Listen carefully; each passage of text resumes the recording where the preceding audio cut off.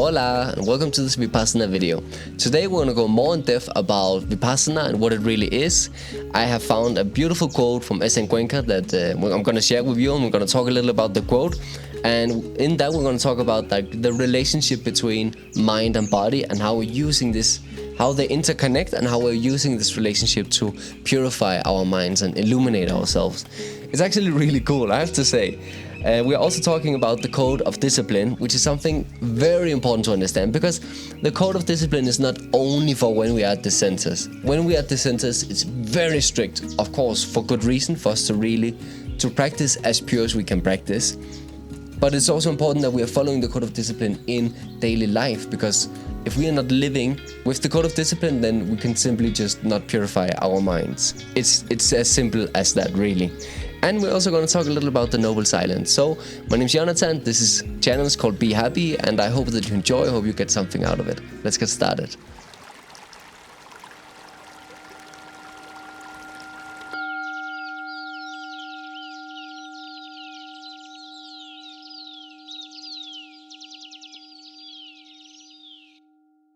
Before starting this video, I want to say very quickly that if you're interested in meditating or in learning to meditate, then you can find a link in the description of a video that will teach you how to meditate, where we're just observing the breath. It's called Anapana.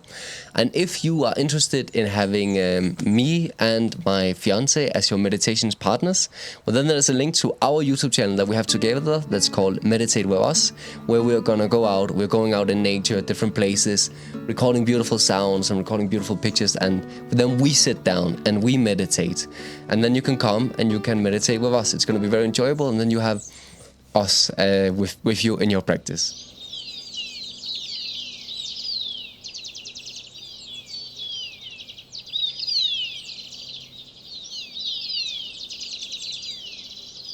So that was just a little thing I wanted to say before. And if you find this video enjoyable, please leave a like, and you're welcome to subscribe. There's a whole playlist in my YouTube channel about Vipassana. So yeah, come there. There's also other videos, but come and watch if you want to. Now, so this quote is found from the website. Everything that I'm sharing can really be found from the website, and also by going through. Like, you will get all of this knowledge by going through the course yourself.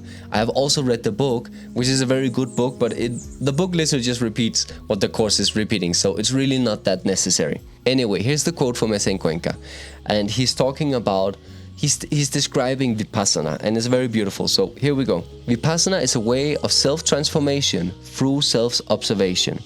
It focuses on the deep interconnection between mind and body, which can be experienced directly by disciplined attention to the physical sensations that form the life of the body, and that continuously interconnect and condition the life of the mind.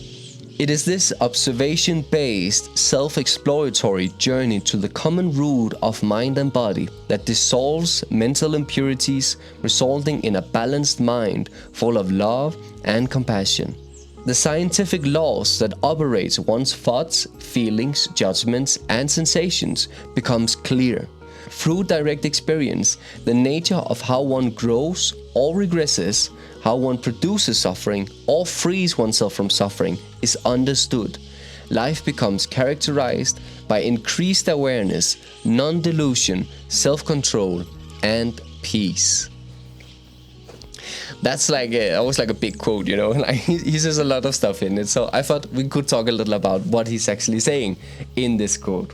First of all, Vipassana is a way of self-transformation through self-observation, which is something very important. It's something that we are doing to ourselves, right? It is our own journey. It's a journey where we are going in. And what we are learning, so what we are physically doing, we are focusing on different sensations on the body, because sensations in the body is the life of the body. Whatever we are doing, whatever we're touching, whatever we are feeling, all of it is sensations. When I'm touching this, I am feeling the sensations of my fingers touching this thing.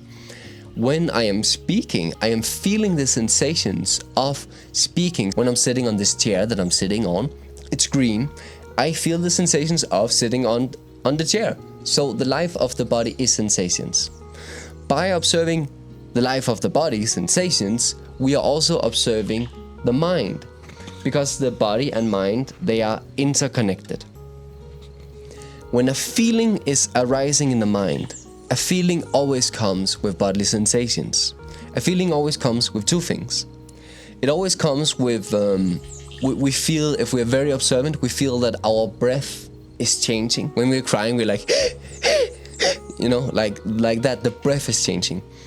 And it also comes with bodily sensations. As when we are mad, mostly we feel heat, or if we are blushing, we feel heat. If we get nervous, we feel heat. We're like, whoo.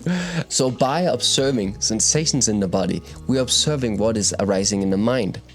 For example, let's say that you are daydreaming about something and a certain memory comes up in your mind, and then you're thinking and you're visualizing and you're seeing that memory, be it good or bad. If it's a good memory, sometimes you catch yourself smiling. You're like, Sometimes we even catch ourselves like repeating the words that we were saying. And it always comes with bodily sensations. A good memory, good bodily sensations. A bad memory, bad bodily sensations, right? So this is the interconnection there is between mind and body.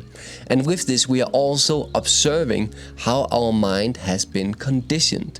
Because when sensations comes, it actually goes like this. So we get stimulus, and the stimulus may be through which senses, eyes, ears, nose, tasting, or bodily sensations, or the mind. So we get some sort of stimulus. And a stimulus is then creating a sensation. And then what we're doing is that with our mind, we are judging if this is a good sensation or if it's a bad sensation, if we like it or if we don't like it. If we like it, then it's something that's desirable. We desire it. We want more of it.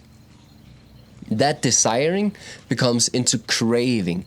And when we're craving, it's very difficult to get out of it. If you have any experience meditating, you know how it is. Sometimes we just get lost and we're not strong enough to get out of the craving. Like, hey, I need to focus on my breath, but we are already deep in the craving again.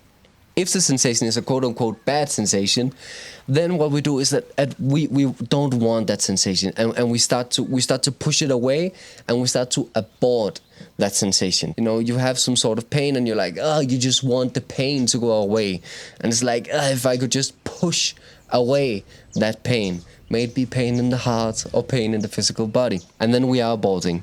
So this is the conditioning of the mind. We have the things that we are craving, and we have the things that we are aborting.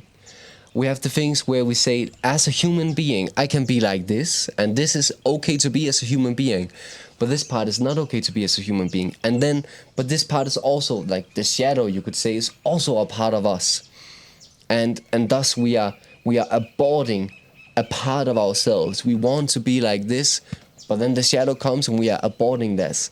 And thus we feel completely split. We don't feel authentic. We are not authentic, and we don't feel it, and we are suffering very, very much. So what we are doing, because when that shadow or cualquier cosa, whatever is coming up, it always comes, like emotion always comes with sensations. Anything that arises in the mind comes with sensations. So what we are doing, it is this observation-based, self-exploratory journey to the common root of mind and body that dissolves mental impurities, resulting in a balanced mind full of love and compassion. So what we're doing is that we are just observing it. We are exploring it and just observing it. We are not interacting with the mind in any way. We're not playing with the mind in any way. Anything can come. There's like a famous Buddhist saying, let it come, let it be, let it go, right? There's the man who wrote I've forgotten his name, I'll write it here. He wrote the book, Zen Mind, Beginner's Mind, and he says that allow all of the thoughts to come, like let the front door and the back door be open so all the thoughts can come and go, but just don't invite them in to tea. Just let them come and go like clouds are passing in the sky. Don't invite them into tea. Don't start playing with the mind. Don't start interacting with any of it. We're just observing it. And we're being completely equanimous in it, meaning that we don't crave and we don't abort. So then what will happen is that we will go deeper into the root of the very mind and body itself, and thus everything will be dissolved. A good way of explaining this is, let's say that you have a conflict with your partner or friend or family member or whoever. And on the surface base, there's like a lot of conflict, and there's many conflicts. You're doing this, and the other one is saying that I'm doing that, and I'm doing that. There's a lot of conflict and no solution. If we were to try and resolve all of the conflicts surface-based, we would resolve in nothing. Then it would be like rules, and it would be like, can you stop being like this, etc., etc., etc. But if we choose to be aware, and we choose to allow ourselves to actually go deep into the conflict and follow the conflict down to its roots, whatever it may be, I feel like this. Oh, I feel like this. Really seeing each other, really understanding each other, really meeting each other. Then all of the surface-based conflicts, they will just simply dissolve away. They will simply just not be there anymore, because we have let go of the very root of all of that. And we have done it by observing the pain that we were both feeling, and by understanding. Now it was just to give like the image of how everything else would be dissolved when we are actually down in the root of it. And that's what we're doing with Vipassana. The consequence of all of this is a balanced mind full of love and compassion. Because this actually is the nature of the mind. The nature of the mind is compassion and love and kindness. It is the nature of the mind. And all of the impurities that we have given the mind throughout our lives has made us wish ill will towards people, has made us hate and resent. A balanced mind is a peaceful mind. It's a mind full of forgiveness and full of understanding. The scientific laws that operate one's thoughts, feelings, judgments, and sensations becomes very clear. Through direct experience, the nature of how one grows or regresses, how one produces suffering or frees oneself from suffering is understood. Life becomes characterized by increased awareness, non-delusion, self-control, and peace. You see, everything is the law unfolding, and everything is perfect harmony, and everything is perfect justice. But the thing is that we cannot see it, because our minds have for such a long time been so impure, and no one has ever really taught us how do we do with our emotions, how do we do with all of this. So we have kept on doing things that will keep on impure our mind. And you can kind of like seeing, like, if I have a cup of water and the water is super impure, it is dirty, it is gritty, it's full of dirt, you cannot see through it. Thus, like the metaphor is, you cannot see truth, you cannot see clearly. But the more pure our mind is, the more pure the water is, the more clearly we can see. And then the more clearly we can see that, oh, this thing that I'm doing, this action that I'm doing actually has a whole bunch of consequences. For me personally, one of the things that I've learned is me judging people makes me incredibly sad. Like, I really feel what it does to me. And the mind is so quick at it. The mind is so quick, and it's so brutal in its judgment. And I feel the energy of that. And I get so sad afterwards. So we start to see clearly. We start to clearly see what is the consequences of our actions. Actions being both like physical action, speech, and also thought. Everything is taken into account. And we're learning this through the wisdom of insight, which also means when we get mad, we're not going to say anything we regret, because we really feel what we are doing. We are training, feeling the sensations in the body and observing the sensations, observing the mind. So we're not going to react. We're going to stop all of that reaction. We're going to choose awareness, and then we're going to be like, okay, I can be in this anger without expressing it and without aborting it, but being where I'm 100% in it and feeling it, but I'm not doing any harm, and I'm not putting it away either. I'm actually allowing it to come. I'm actually living through it, and thus we get the insight of what that really was. Like, we use the anger to express what truth is it that we really want to express. And then we use it to like get into that, here it is. This is really what is touching me. Thus, the wisdom of insight.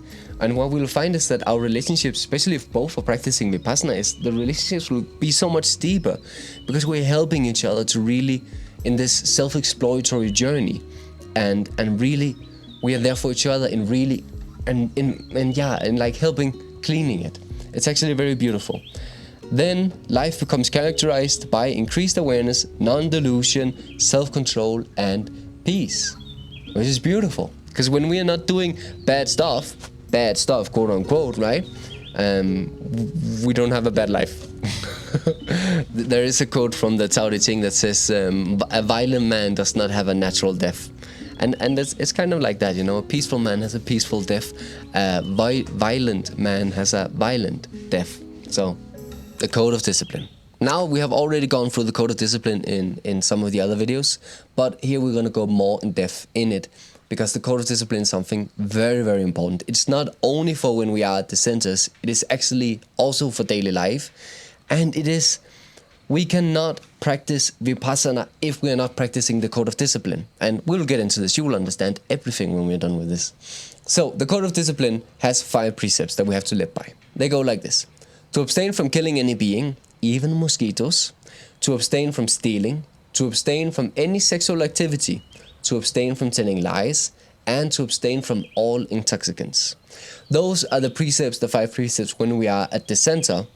When we are in daily life, it's not to abstain from any sexual activity, it is to abstain from any sexual misconduct. So there's a difference there. And of course, if we are all to abstain from any sexual activity, then the human race will disappear. So, you know, but doing it in a loving way, you know what I mean. I don't have to go into more detail about that one. Why is this important? This is important because when we are practicing Vipassana, we're actually practicing 3 different things. We're practicing Sīla, which means moral conduct, which is to live in a moral way. What we'll come to see is that this is actually the foundation of the whole practice. Then we're practicing Samādhi, which means concentration of mind. This is the practice of meditation, to the practice of concentrating the mind, really. And we are practicing Paññā, which is the wisdom of insight, which we have already talked about, that everything that we are learning with Vipassana is through Paññā. It is through the wisdom of insight. Let's go through them one by one. So, Sīla, moral conduct, the way of living, to live in a moral way. It makes sense that we have to live in a pure way in order to purify our minds. It makes sense, no? So, and it makes sense from every perspective. If I go out and I kill mosquitoes, then I cannot be enlightened. If I go out and I kill people and I steal everything that I see, then simply just by the karma that I'm creating for myself, there's no way I can illuminate myself. There's no way. It simply just not work right like that. So it makes sense that we have to live in a moral way in order to be able to concentrate the mind. Because here's the thing, like that was like an example of the extreme, right? But if we just take in daily life, let's say you have your relationship and then you have a secret that you're keeping from your partner. Now, it's not a lie, but it's something that you're keeping from her, thus it's still counting as a lie. Can your mind be calm? No, your mind cannot be calm. Every time you see her or him, that thing comes up in your mind, and then your mind is going through the drama and your mind becomes very chaotic. So it's super difficult to calm the mind, and we can't. Actually, what from my Paññā, from the wisdom of insight of the anxiety that I have had, is so much of the anxiety that I had in my life, and I had a lot, were because that I was keeping secrets and that I was telling lies. I were so lost in lies and secrecy. I could not even call me by my own name. I wanted to be someone else. So all of that gave a lot of anxiety. And then when I started to practice meditation, what I actually came to learn was that, all of these secrets, all of these lies, they have to be clean. They have to come out. Like, I have to live in truth. That's what I learned. That was my Paññā. That's the wisdom of the insight that I had. I have to live in truth. And only by living in truth, my mind started calming and I started being more happy, and my anxiety went away because I started living in truth. Now, this was way before I did Vipassana, but I still think that it explains this quite well, why we have to live purely in order to purify our minds. I have never killed a human being. I have killed many mosquitoes, but never a human being. And I don't know, like, what will it do to a mind to kill a human being, right? I think it does a lot to the human mind. It must bring such a darkness with it. So, of course, it's not in harmony with pure living. But then, why are we not even allowed to kill a mosquito? And this one, I'm actually... I don't know, I feel like I'm on both personally, but it's not my opinion that we're here for. To kill is to kill, and to kill life is to kill life. Thus, we have to put it away. After Luli and I, we did our Vipassana together, my fiance, there was a monk that came when we were leaving, and I went up to him and I was like, I have a question. Like, killing any being is also including mosquitoes? And he said, obviamente, which means of course. I was like, okay, yeah, fine. But what do I do? You help it outside. Okay. But then what if it's winter in Denmark and I see a spider and I help the spider outside? Then it's just gonna die of cold outside. I don't know about that one, but we just have to feel, we just have to feel our way through it. I don't know, but not allowed to kill any human being. So we understand the thing about lies and also the thing about stealing. So, of course, you're not allowed to steal because it's something that's not yours. Even small things, you're not allowed to steal. There's some monks that if they see food on the floor, they don't take it either way because it has not been given to them. It is not theirs. So stealing is something that's just not allowed. Well, of course, and we can go through all of them. Any sexual misconduct, what is sexual misconduct? It is raping, etc., etc., of course not. Like, sex is such a union between two human beings. It is an expression of love. But in our society, sex has become something very, very, very different. And we just go out and we just have sex with whoever we want to have sex with. But it's like not understanding what we are really doing, not understanding the consequences of what we're really doing. And I think the consequences are quite big. And we have porn, we have all of that stuff, which is really... One of the consequences with porn is that afterwards, is this not every single human being? We feel such a dense shame about ourselves and about who we are. Is that not every single human being after watching porn? We feel so shameful about who we are. So of course, we cannot live in that way. And to abstain from all intoxicants too. What do we do when we are full of intoxicants? We go out, we are unfaithful, we say shit we don't mean, we do stupid stuff. We are not aware. So this is not aligned with the harmony either. All of these things is like sticking to the mind, and it's like pulling the mind down into heaviness and into oscuridad, into like the shadow, into darkness, and then it's just simply not possible to concentrate. And that's the second practice. The second practice is Samādhi, concentration of mind. Because when we are keeping secrets, when we are lying, when we are having sexual misconduct, all of that shame that we just talked about, it's not possible for us to sit down and practice Samādhi, concentration of mind. It's just simply not possible. And this practice, so Sīla is the whole fundament of the practice of Vipassana. The way we live when we are not sitting to meditate Vipassana, the way we live is the fundament of our practice when we are sitting. That's why it's so important to live in that way.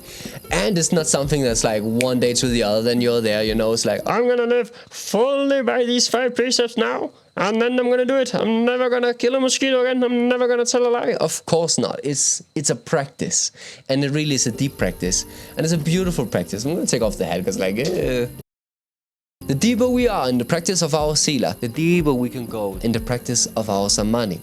So when we sit and meditate, the deeper we can go, the deeper we can concentrate our mind. And this, of course, is so important, because our mind, when our mind is not focused, these sensations that we feel in life is like the big sensations. We don't feel the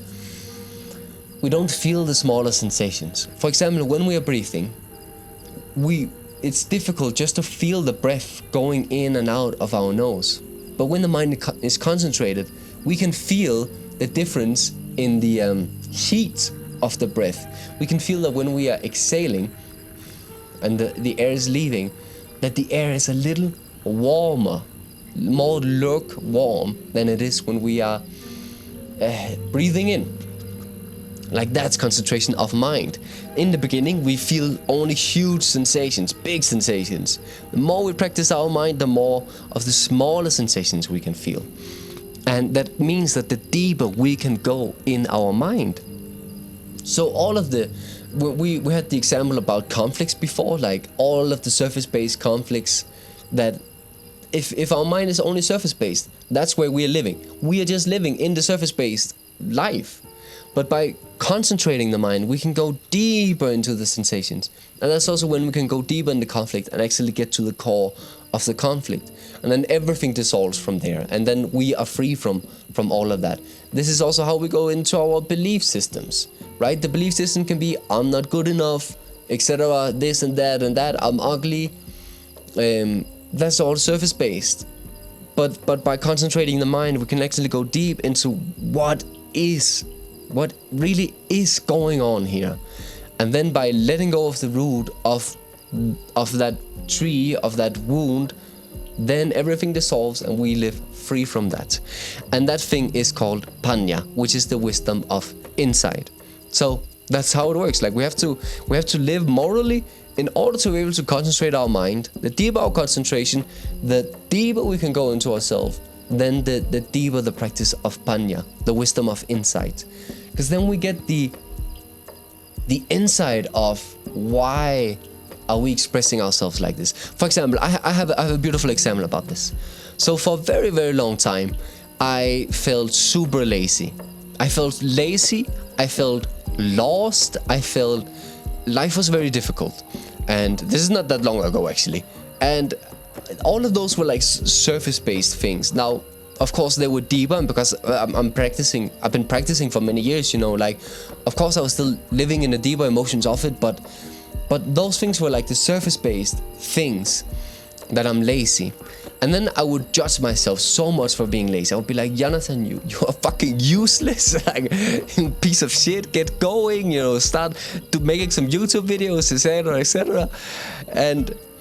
And then what happened was that I went deep into this. I went deep into these feelings, and I found out, like, the laziness, what was deeper than the laziness was actually that I felt lost. So because I was feeling lost, then I didn't do anything, and thus I felt lazy. So laziness was the symptom of feeling lost.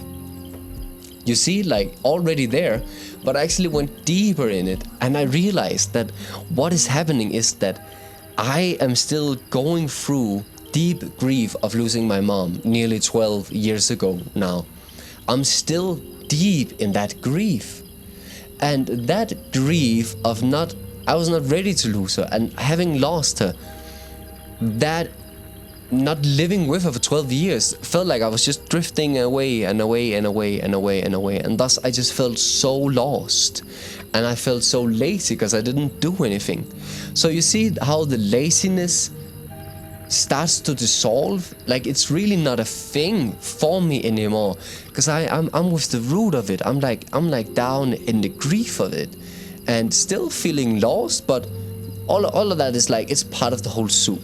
But you understand what I mean? Like, by concentrating the mind and like the wisdom of insight. What the wisdom of insight did was, well, I'm not lazy. I'm still grieving and trying to figure out life without my mom, even though the 12 years has passed. So yeah, that was like an example of that. Let me get some more light. Me? My old face? Yeah, so that was like an example and explaining Sīla, Samādhi and Paññā, for you to really understand it and for it really to be clear for you. If you have any questions whatsoever about anything, write them in the comments and I will do my best to answer. I am no master, I am no expert, I am really just on this journey with you, and I really just want to help as many people get the wonder of Vipassana, because Vipassana really is wonderful. If this video is helping you, please give it a like, consider subscribing. As I said, there's more videos like this on the channel. Be happy and go in, do whatever you want there, watch some videos and leave some likes. And now there's the thing about noble silence. So what the noble silence is there for? The noble silence is there for us to really practicing to abstain from telling lies, because it's so easy for human beings to tell lies. Like, we exaggerate our stories, or we keep something away from our stories, or we make something into something that it was not, like so much of it's so easy for us to lie or to keep something away, right? To hide something. It's so easy for us. So that's also why that Vipassana centers have said we are just not allowed to talk while we're there. Of course, if you need to ask questions, etc., you can do that. Of course, it's clarity. If there's something you don't understand, ask a question. It's all about clarity. But we're not allowed to speak, because we're not allowed to tell lies. Now, what this also does is that we human beings, we do the funniest thing. And I do it myself, of course. We compare. So then imagine that I am sitting and I'm having some meditation, and my meditation is how my meditation is. And then after the meditations, I go out and I ask you, how was your meditation? And you say, oh, my meditation was wonderful. I had so many wonderful sensations in all of my body. And I'm going to be like, oh, you had wonderful sensations. I only had back pain and leg pain. I didn't have any wonderful sensations. I want to have wonderful sensations. And then when I go and I sit down, now I'm sitting down and I'm like, oh, please, some God, I want to have wonderful sensations too. And all of that is completely not there, because we're not allowed to speak. Noble silence, by the way, I should have said this before. Noble silence is silence with body, mind, and speech. So we cannot communicate with hand gesture, we cannot look each other in the eye, nada, nothing. It's complete silence, as you were there yourself, as if there were no other but you. It's complete silence. It's very beautiful. It's funny, by not being able to speak, by having that regulation, it gives the freedom for us to go deeper within our experience. By not being in contact with anyone else and sharing anything, we go deeper. We allow ourselves, we give ourselves the freedom to have a deeper experience, and to have the experience that we are having, right? Because everyone is having a different experience, and we are comparing all sorts of stuff. So we're not allowing ourselves to have our experience, and neither are we allowing them to have their experience. So the noble silence is such a huge service. It gives us so much when we're there. And it also gives us the opportunity to really go deep. Because here's also the thing. When we share, we take away the sacredness of it. Now, of course, there's always time and space for sharing. Of course, there's always that. But we're mostly just talking, right? We're just talking and talking and talking. We're talking about ourselves. All of the sacredness, with all of that talking, with all of that sharing, is lost. And all of the depthness of the whole process is just lost. By not being able to talk, by not being able to write, to listen to music, to distract ourselves in any way, not with phone, not with nothing. We're giving ourselves the opportunity, we're giving ourselves the freedom to really go deep into our experience, into our process and our journey. It's a self-exploratory journey, and the noble silence is so much of that gift that we can actually experience all of this so profoundly and really go deep. Noble silence, beautiful, it's such a gift. And where else in life can you be silent for 10 days? Where else in life can you do that? Of course, if you go to India, I'm sure, or Nepal, I'm sure that they have like centers for that, but where else can you do it for free too? It really is incredible. And there's something very important I want to say about the noble silence. Now we are at the topic. At the 10th day, we are allowed to speak again. Goenka, he makes a joke. He says, now it's noble chatter, but nothing as noble chatter exists. What I see happen every single time is that it's so easy. I don't want to say it in a judgmental way in any way. I really want to say it. It's so easy for us to completely forget the noble silence. And then we're just chatting. Chatter, chatter, chatter. We're just talking and talking and talking and talking. And what I want to say with this is I really want to say, like, Goenka, he says it as a joke, noble chatter. But I really want to invite you to be very conscious about your talking when you're allowed to talk again.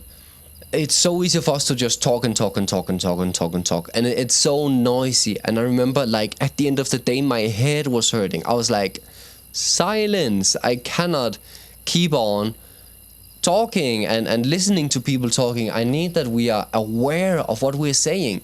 Because everyone just starts with like, oh, what do you do in your life? What's your private life? Oh, then this happened in my life. And then we're talking about the life situation, Donald Trump, all of that.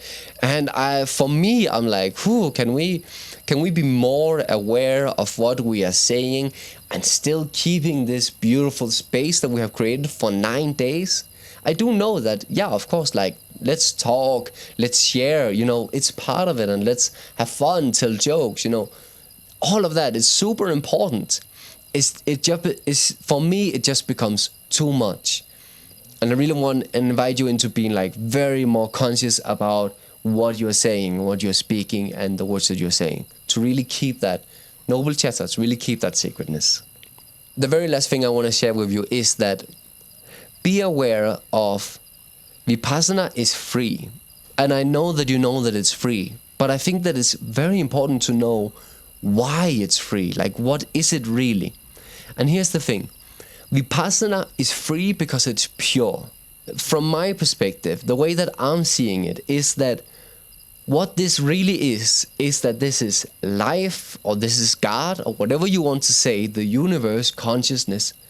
This is life spreading Vipassana throughout the whole world for free for us to receive. This is life, God, supporting Vipassana throughout the whole world because it is pure. It is the pure meditational practice that the Buddha gave us 2,500 years ago. It has been kept miraculously by the practice and discipline of thousands and thousands of masters through thousands of years. It is kept in its pure form as given to us by Gautama Buddha. It is pure, and that is why that it works. Vipassana lives solely on donations, and there's not a single person earning a single penny from Vipassana, which creates two very unique things and very beautiful things. One, it is not possible for any corruption to step into Vipassana whatsoever. It's simply just not possible because there's no money involved. There's nothing to make it corrupt, which is beautiful. And second, it creates this beautiful thing where Vipassana, which is throughout the whole world, is spread through the purity of purpose. Everyone who has donated through the goodness, through their own willingness of their heart. They don't receive anything from it. They don't even receive a badge of honor. Their name is not written anywhere. Jonathan Rümer has donated this amount of money. It's not written anywhere. No one is going to see it. It's only from their own willingness of heart. And everyone who is there, who is volunteering, who's helping with the practical, all of the stuff, it's through volunteering. Again, the willingness of heart.